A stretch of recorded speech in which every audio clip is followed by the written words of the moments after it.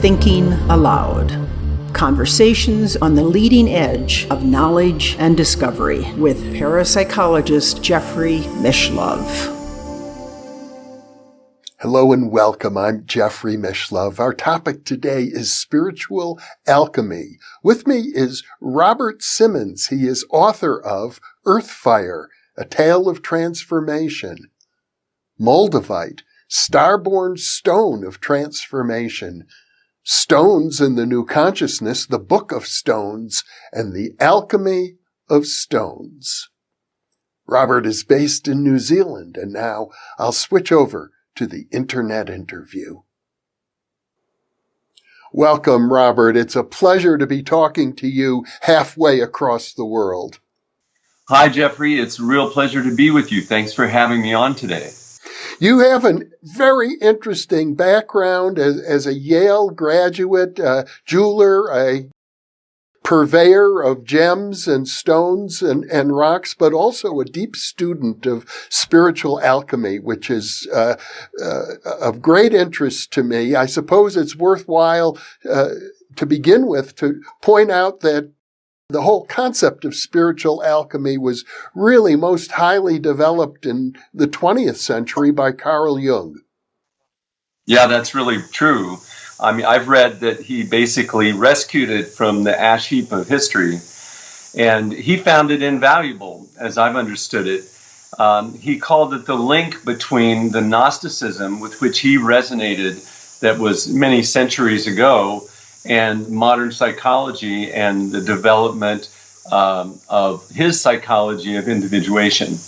As I read through your book, The Alchemy of Stones, I was struck by a quote you referred to several times by, I think it's the 18th or 19th century poet Novalis, who talked about the seat of the soul. Let's start there.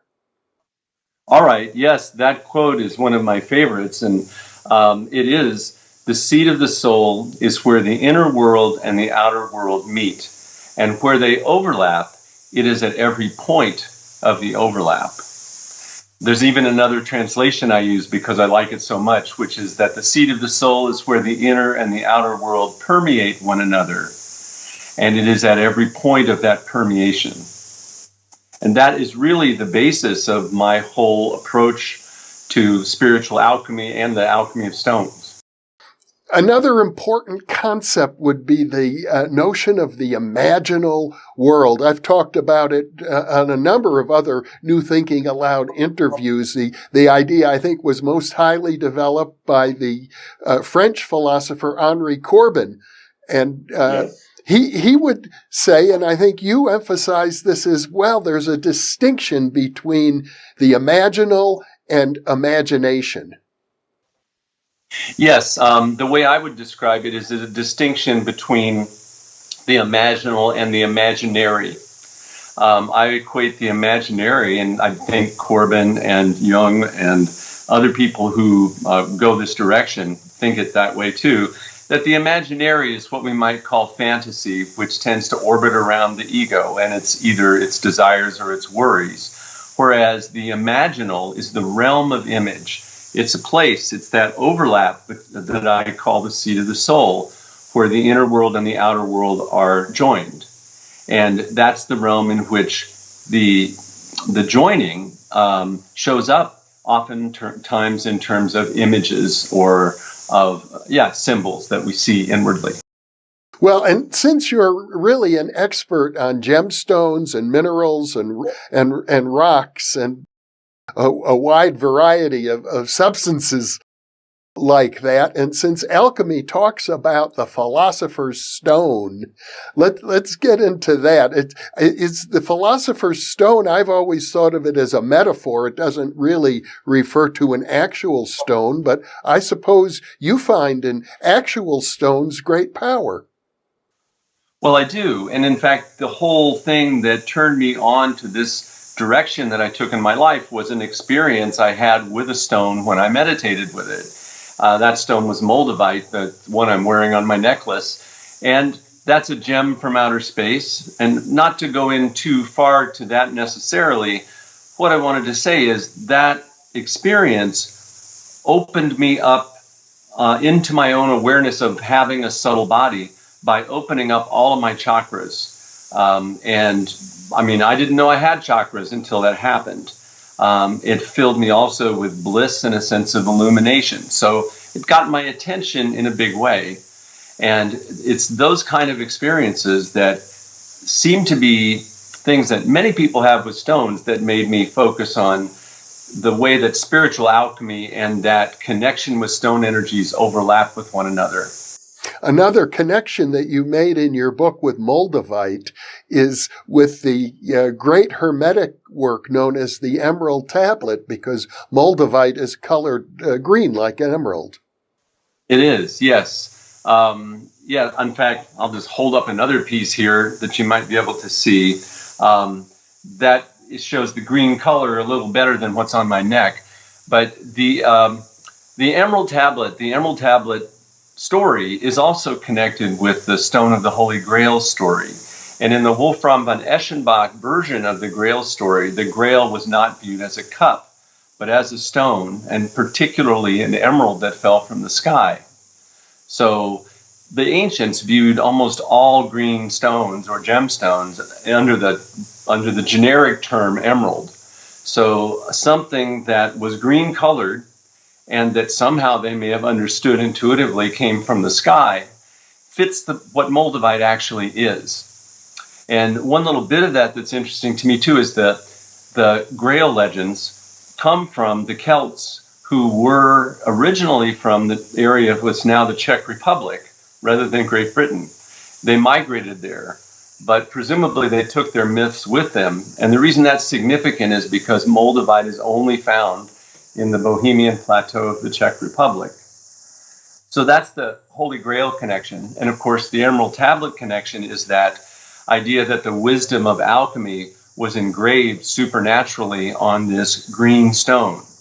And the Emerald Tablet is very famous and very enigmatic in terms of how we interpret it. But it does contain the basis of the Ouroboros, the feedback loop, and fractal geometry, which is as above, so below.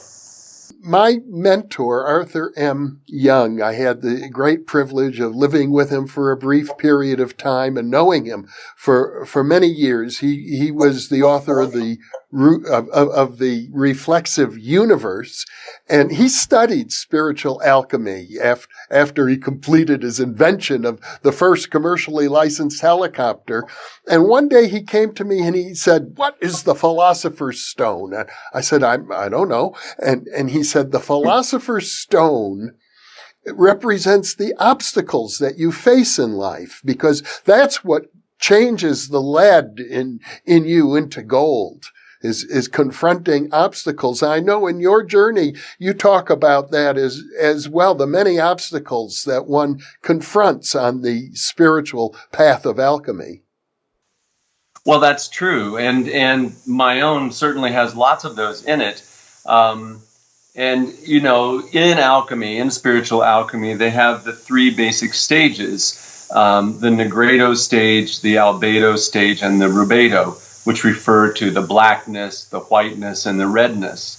And I'm sure you know this, but the Negredo stage is the beginning and the most difficult. And, you know, physically, it's where the beginning material is viewed as being chaotic and polluted and in need of a whole lot of purging and purification. But that's also true inwardly in spiritual alchemy. When we begin the path, the first thing that happens is everything that needs to be looked at, cleared, dealt with, and brought to consciousness comes first.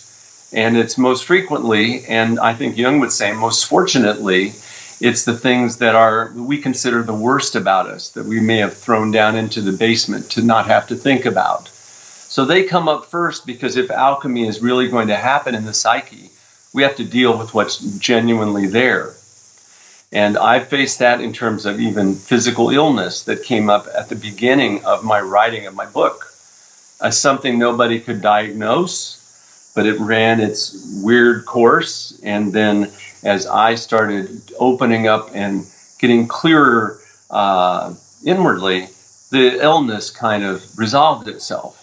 So this is one of those inner-outer, what you would call it, things that match each other. I'm sure there's a better word. But, in the albedo stage, this is when after you've done a lot of this purification and cleansing or facing things, there's a light that begins to dawn, and you may have a numinous experience of light. And then eventually the light needs to be integrated into your whole life, into your earthly life. And Jung said that means getting it into the blood. So that's the rubedo stage. And in my book, we go through all those stages and make a lot of connections with them. Another principle of alchemy, well, before I get into what I was about to say, when you talked about your illness, I think you were referring to the idea of as above, so below, which is one of the great alchemical phrases engraved in the Emerald Tablet. Exactly that. You're right. And that seems to happen all the time. And in a sense, that underlies Jung's idea of synchronicity as well. Seeing synchronicities is, to me, part of spiritual alchemy. In other words, what Marie-Louise von Franz called viewing experience through the eyes of imagination allows you to see both material reality and spiritual reality joined. And when that happens, you can see the spiritual powers at play in the natural world. So that also very much applies to one's own life. Well, and another principle, the one I was about to enunciate a moment ago, is the idea of the union of the opposites. The alchemist doesn't just go towards heaven and away from hell. The alchemist tries to embrace all of the opposites. Absolutely. And that's one of the things I've certainly learned is real. My own spiritual life began at 18 years old when I had an experience that I wasn't looking for. I wasn't spiritual. And what occurred, in very brief, is that on a kind of dark night of the soul, I told my college roommate my most frequent childhood dream, which showed me going down into a dark, frightening basement. And every time I dreamed it, a white horse would appear under me and carry me up into the sky. And then I would always fall off. And when I woke up as a little child, I would be pretty freaked out, hypersensitive to sound and light. I told him that dream. I got nervous telling him that dream, even though I hadn't said anything about it for quite a few years. I went and looked in I stood up and walked around the room and looked out the window. And then I did a double take because the very image of the horse from my childhood dream was there in the sky at that moment. I didn't know the word synchronicity then. And at 18 years old, to see my dream image in the actual world broke my worldview. It broke my idea that I even knew what reality was and frightened me a great deal. And in that moment, I called out, "Oh, God, help me." And the next moment, a little pop happened at the back of my head, and my skull was filled with light and bliss and the absolute certainty in my own mind that I was touched by God. So it was a big experience to have at 18, and it completely changed the direction of my life. And I'll put out the caveat that no drugs were involved in this event. Well, I gather that breakthroughs of that sort, where you have this powerful sense of ecstasy, can also be accompanied by the opposite at some point, a feeling of loss, loneliness, depression.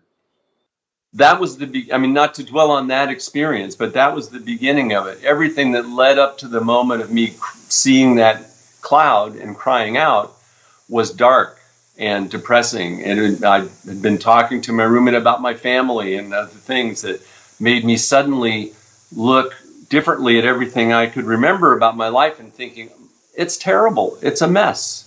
And I didn't even know it. So it was a descent.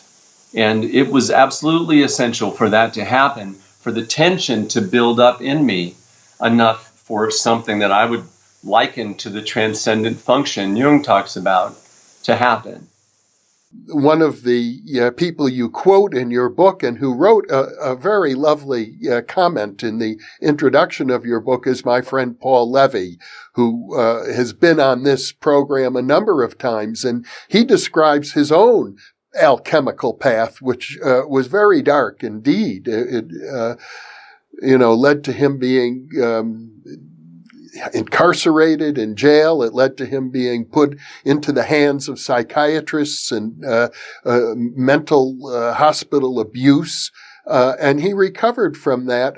But I'm under the impression, as I read through your book on the alchemy of stones, and I certainly want to talk more about stones, but that there were many, many breakthroughs in your long life. And oftentimes the breakthroughs were followed by what you might call the opposite, a kind of a breakdown. Well, that's true too, and it's a good thing to bring up, and you bring it up in the context of mentioning Paul Levy, who's a friend of mine as well. Paul has told me about his awakening experience, which led to the incarceration and the being put in a mental hospital because he talked too much to the wrong people about what he was seeing and feeling, which was actually a great expansion and elation, and a feeling of gnosis, of understanding things about the world that other people didn't and that he hadn't. That's like mine too. And I'm fortunate, I guess, that I didn't get dealt the hand he did.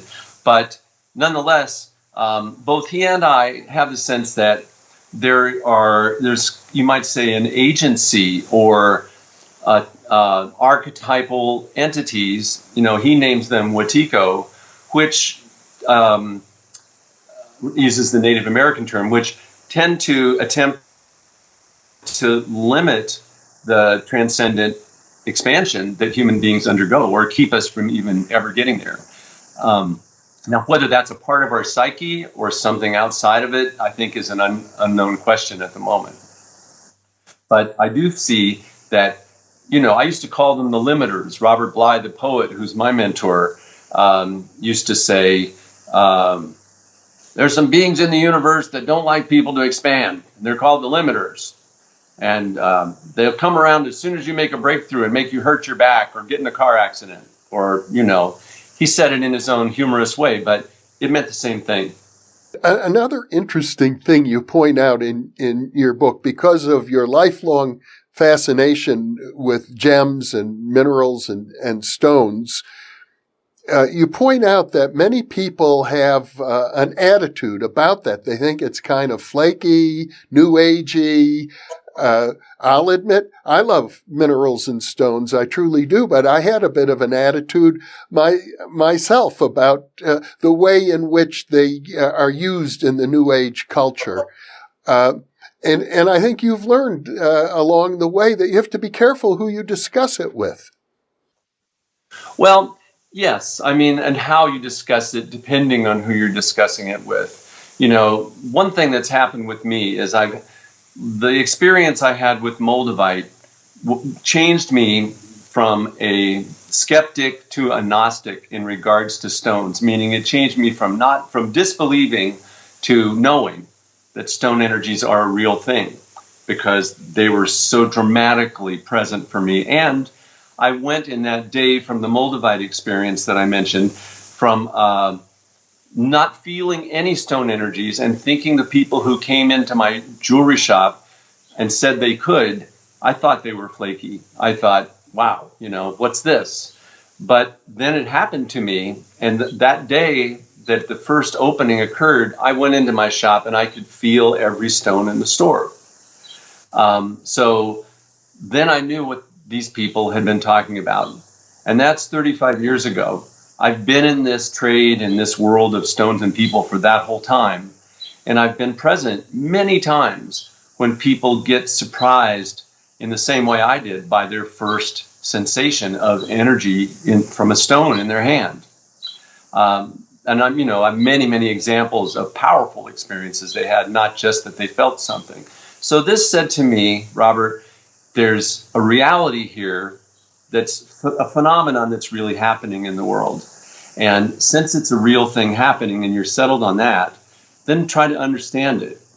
And that's what kind of led me eventually into spiritual alchemy, because spiritual alchemy partakes of the idea of subtle bodies, the subtle realm, the realm of the overlap that Novalis talked about.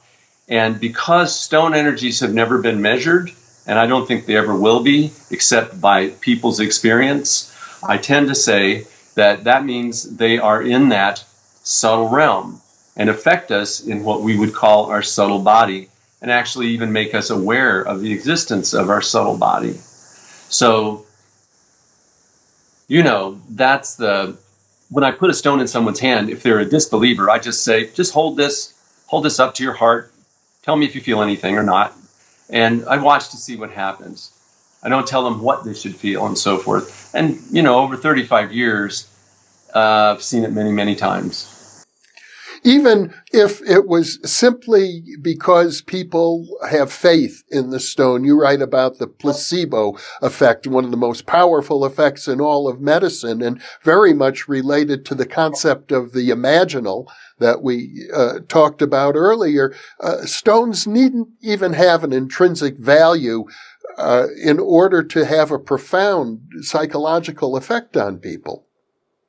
Right, and that's a very important question to contemplate, whether people, in a sense, make it up, or whether they meet something there in that subtle realm. And I fall on the side of thinking they do meet something there in that subtle realm. And I attempt in my book to explain that by looking at the idea of panpsychism.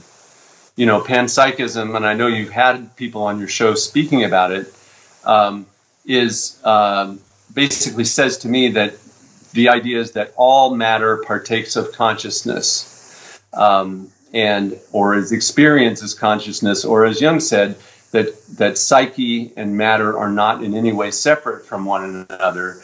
They're two aspects of one and the same thing.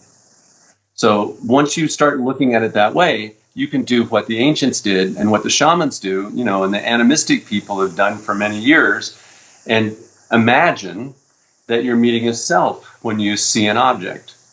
Then you can open up to that meditatively with a stone or whatever you want, and you can see if you experience the object or whatever as another being. Part of what I've done is gone further and gone ahead and had those experiences too, and those are the bases for how I talk about what stone energies mean in my books. Well, when I was 12, 13 years old, I built a crystal radio. I got a little kit. I think it used germanium. But at that point, I learned very clearly that there are frequencies and vibrations associated with different crystals.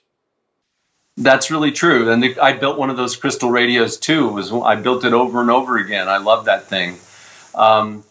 But that's an analogy, or an analog, I should say. And it's like an analog to what they are, in my view, doing in that subtle imaginal realm. Meaning that a crystal is used in a crystal radio because it transmits the frequencies very faithfully. You can count on the quartz in your watch to vibrate at just the same rate for here to eternity. And that's a particular property of crystals. One of the things I'll just say here in terms of attempting to make my case a little for this panpsychic view of stones, Rupert Sheldrake wrote that the life of a crystal is different in degree, but not in kind, from the life of an organism. So I like what he said about that, and Nikola Tesla also said that in the life of a crystal, we see a formative life principle. And although we aren't able to imagine what the life of a crystal may be, it's nonetheless a living being. I interviewed my friend, the philosopher Christian de Quincey, about panpsychism, and I began asking him, as a matter of fact, with regard to objects I have in my studio. You can't see it right now, but it is next to me. I can see it. It's a sculpture from Zimbabwe made out of soapstone. And I asked him, well, is this sculpture conscious? And he brought up the distinction between what he called heaps and holes. And many stones are what he would call heaps. They're like granite. They're a conglomeration of different stones. They're not a single crystal. So he sort of gave me the impression that consciousness to a panpsychist is associated with holes, not with heaps. Yeah, it's interesting. I saw that interview and found that distinction interesting. One thing I would say about it, just from my point of view, is it's easy to understand and relate with wholes, at least in your imagination. You can say, well, it makes sense. I can relate with something that has consciousness as a whole. And yet there are all these heaps. Now, one of the things is that the heaps, like the sculpture that he's talking about that you have there, is composed of, on the molecular level, a multitude of crystalline objects, of crystalline components. So, all those different minerals that are in a boulder or maybe in the sculpture are still on the micro level, they're all crystals. So there is that consideration. And yet I'd also say that just phenomenologically, I can't really make the distinction in experience that he makes in philosophy about heaps and holes with these things. If you look again to indigenous peoples, shamanic people, and all the animistic ideas, if you don't throw those out as fantasy, then they're not drawing a distinction like that. And even like the piece of Moldavite that I mentioned earlier that I'm wearing, it's kind of really a heap, because even though it's crystalline looking, if you hold it up to the light, it's transparent and green. It's glass, because it was formed in this collision of a meteor with the Earth, and that formed a glassy substance, which is what Moldavite is.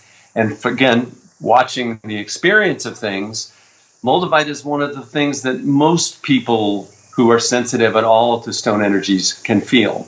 It's notorious for being like, whoa, I don't know if I can even hold that one, to those people. How interesting.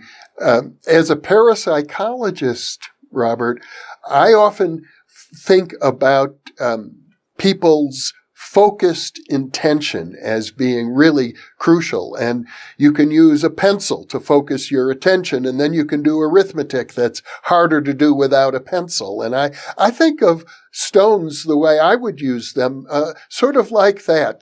They help me focus my attention, and the power comes from within me. In that regard, I know, for example, that in your work you use stones quite a bit for healing, and I tend to think that, for example, placing a stone over a picture, a particular stone that you feel has certain properties over the picture of yourself or another person, it's like lighting a candle for other people. It helps focus your attention.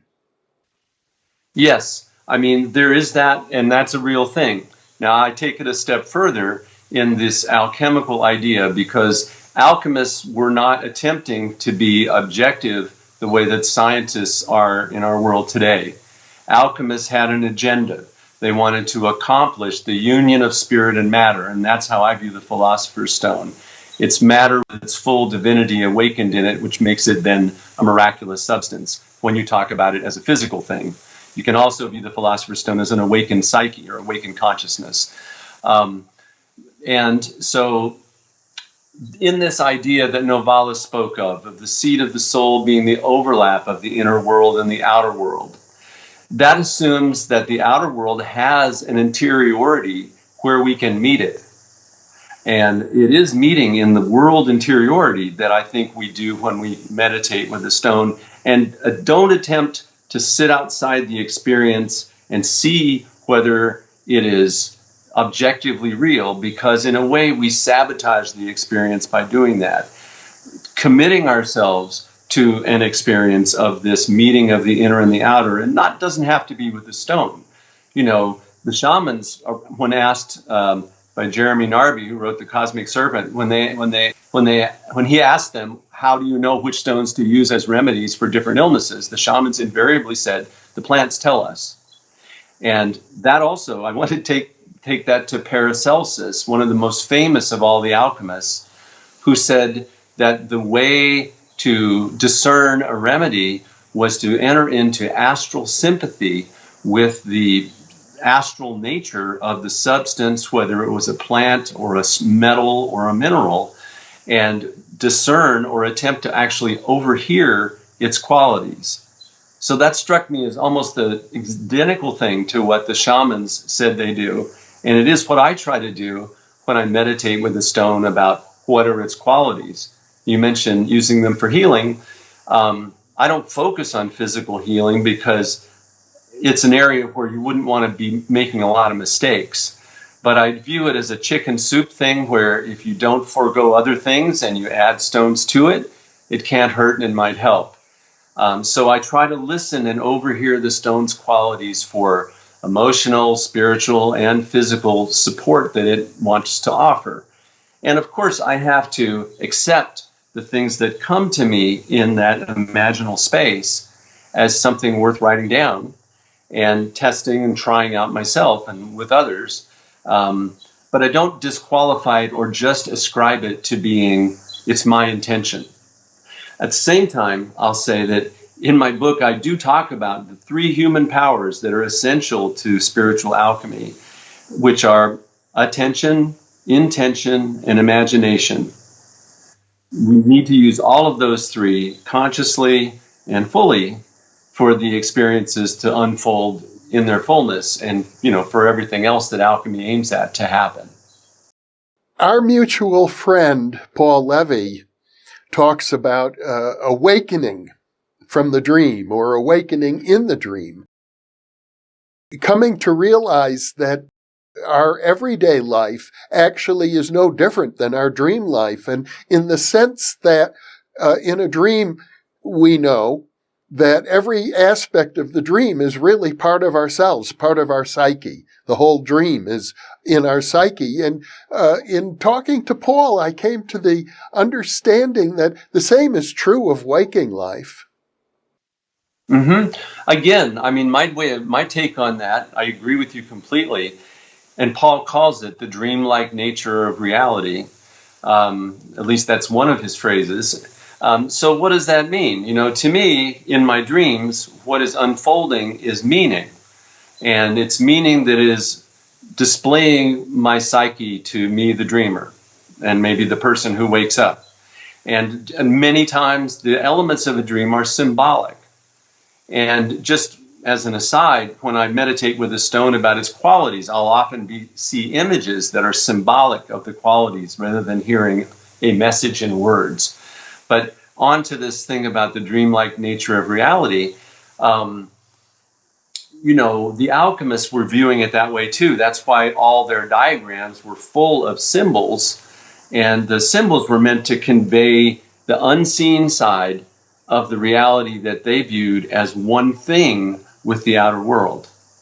So, Marie-Louise von Franz, in the quote that I use in my book a few times, says that the alchemical point of view of an individuated person doesn't focus on material or spiritual, but on the imaginal or on the imaginal perspective, which contains both the material and the spiritual. And she says this gives the person the freedom that perceiving symbolically bestows. So to me, that's a fantastic phrase. To perceive life symbolically bestows freedom on the person. And through that, we see the dreamlike nature of a reality. If we're perceiving reality symbolically, we are perceiving it as dreamlike. And in this place, that's where I think the whole of alchemy has a very valuable place in our world if we want to understand our world in a perspective that gives us something more than what materialism does. So, I could go on with that, but that might be enough. I'd like to get into some of the more magical aspects of your work. You refer to a stone, I think it's called Azeztulite. Maybe I'm mispronouncing it. I call it Azeztulite. You're pretty close. Azeztulite. And the story of how you came to understand this stone includes some apports. It includes some mediumistic or channeling communication with beings not of this earth. It's very far out material. I'm sure some of our viewers may think that it's a complete nonsense, but I'm sure we have many viewers who will understand maybe there's a deeper essence going on here, a wider reality in which we're embedded. That's part of this story. So could you talk about the development of the Azeztulite? Absolutely, sure. And this happened in the early 90s. I'd only been involved in crystals about 5 years, and minerals and their energies and all that. But one of my friends, who was a co-writer of my book, The Book of Stones, Naisha Azian, she was well into it and was able to channel quite a lot, not only about stones. So I went to her often for information when I was trying to see, what can I say about a spiritual quality of a stone? Because I wasn't doing that myself then. And one day she spontaneously called me and said, I've been channeling an angelic group soul entity, and this group soul says it serves the light of the great central sun, which it calls Azez. And the group soul, this angelic being, calls itself Azez, and says that it's here to help bring light to the earth and bring a transformation to the earth. And I mean, it seemed very far out to me too. But nonetheless, she said, you're supposed to have the Azeztulite stone and bring it out to people. And it's going to come to you from somebody that you don't know. That's what they've told me, she said. So I thought, great, if it happens, I'll take it on, but it's pretty far out. It did happen. And an interesting little sidelight to that is the same week she called me with that message, I had a big phenakite stone, which is a very high vibration stone in our world of stones, and expensive, on my desk, and a friend called me up and wanted to buy it. So I went to my desk to ship it to her the next day, and I wasn't there. And I was pretty sure it was always right in that spot. So we started opening up everything and trying to find out where'd that stone go. It was expensive. I liked it. My friend wanted it. I couldn't find it. Meanwhile, every week, Naisha would call me up and say, did you get the Azeztulite yet? Did it arrive? Because she was completely convinced this was happening. Every week, I said no. The third week, I said, no, but I've lost something. Can you try to help me find it psychically? And she said, what? And I told her about the phenakite. She said, the next day she called and she said, well, I talked to the Azez about this, and they told me that they've borrowed your phenakite and that they're using its energy to complete the activation of this new stone, Azeztulite, and that when they will give you back your stone and you'll find it in a box in a strange place. And that was the message. So a few more weeks went by, nothing really new happened. Then a package of stones arrived from a stranger. He had seen one of our ads, and he had these stones that he thought were phenakite that he had dug 25 years ago and kept in his garage. He sent them to me saying, I think these are for you. They're phenokites. I want X dollars for it, which was a lot. And I tested them, and they weren't phenakite. They were quartz of a kind. But I had Naisha come and look at them, and she felt them and said, oh, that's the Azeztulite. You have to buy it. That all occurred. It did have a lot of energy subjectively to me and a lot of people that touched it. And then one day, just a few days after the box came, I reached under my desk to get my messages out of my message box, which I kept under my desk, my phone messages. And there in this very small little box was the big piece of phenakite, almost as big as the inside of the box. And I certainly hadn't had it there because I was in that box every day. So somehow it got there. And Naisha said to me, well, the Azez say, did you get the message? By the fact that that's where they put the stone. The other thing that happened that you might call an apport is that next day or two after that, walking down the steps out of our building, I found a stone on one of the wooden steps. And it was the same stuff that was in that box. It was a piece of Azeztulite, and bigger than any of the pieces that had come in the mail. And again, I asked Naisha, because I was pretty captivated by this story by then, and she said, when she got back to me, she said, the Azez say that's interest on the loan of your phenocide. So that was the introduction of Azeztulite. Subsequently, many people have touched it. There are people who think it's nonsense. There are people who are so moved by what they feel that they cry. That happens even here in New Zealand in my shop here. I mean, I've seen it hundreds of times. And many times it's people, even not, sometimes it's people who actively disbelieve who then feel it. So again, it's all anecdotal evidence. I don't expect any scientists to buy into what I'm saying, but nonetheless, these things happened. Well, what I love about that story is that it does defy logical explanation. And I have no doubt of your sincerity in sharing that story with me and our viewers. And I think ultimately the lesson for all of us is that the universe is much larger than we humans normally conceive it to be. I agree completely. And we've really created ourselves this worldview that's kind of like the inside of a box or the inside of an egg, in which we feel like we know what reality is, and it makes us feel secure and safe and like we're in control.